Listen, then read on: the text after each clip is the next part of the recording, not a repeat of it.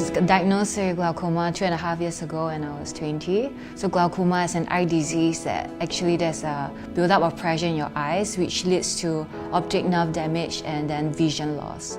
I found out I had glaucoma when I started experiencing really intense headaches, and these headaches are not your normal stress headaches. They are actually really painful migraine.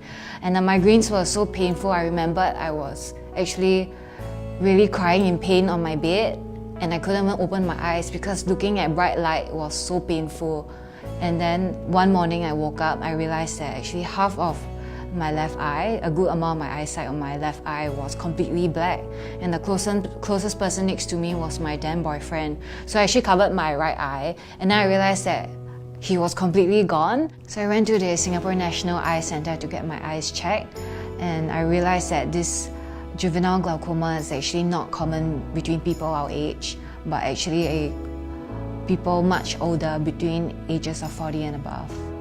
Because of glaucoma, which led to severe vision loss in my left eye, it led to a series of eye problems as well. So for one, it was strabismus, which is the misalignment of the eye. And with the misalignment of the eye, my eye actually turned inward and it remained there because I could no longer control my eye muscles were not working together. It was very funny to explain why my eyes was misaligned. So my friends and family started addressing me as Patiao, which means cock eye in Hokkien. I try to laugh about it, but it actually makes me a little bit sad, especially because it's something I couldn't help with.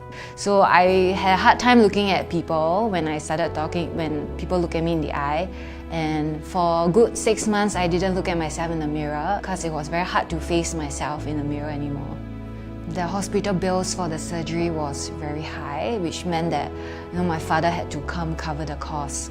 And my father is a very sensitive to money kind of person. In a way, he was very concerned about the cost of the bill, which I couldn't understand at that point of time because I was on the verge of losing my mind and I could no longer look straight, and I was really ready to give up.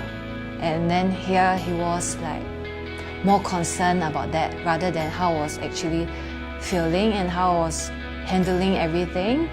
So that actually made me feel for the longest time really angry, and I had deep resentment to everything and anyone. This disease actually robbed me of my eyesight, but it actually taught me a lot of life lessons, which I actually then applied it into being a better entrepreneur and being a better person in a sense. I always tell my friends and families that sometimes in life we cannot choose what happens to us. It's more important on how we as a person react and deal with the situation. Sometimes in life, when shit hits an all-time low in a sense, we have 3 options, which is we either let it define us, let it destroy us, or let it strengthen you. And I always make it a point to make it so that I'll be proud of myself because I chose the latter one, which is to let it strengthen me, and I use that to apply it back into bigger obstacles I face in life.